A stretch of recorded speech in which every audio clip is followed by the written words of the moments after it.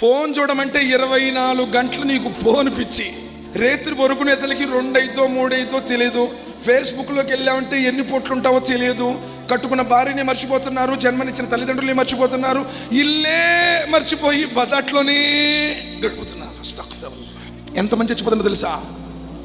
Phone వల్ల, ఆ ఫోన్లో వచ్చే చిన్న లైక్స్ వల్ల. సరే ఒక ఉదాహరణ చెప్తున్నానంతే.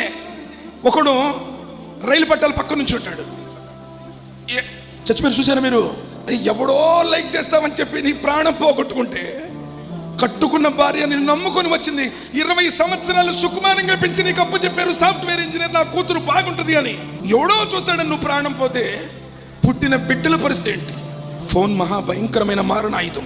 నిన్ను నీవు నాశనం చేసుకోవడానికి అతి భయంకరమైన మారణాయుధం ఈ రోజుల్లో ఫోన్. అవ్వుకోవడానికి తప్పడం వల్ల ఈరోజు ఉమ్మతి మొత్తం తింటున్నావు.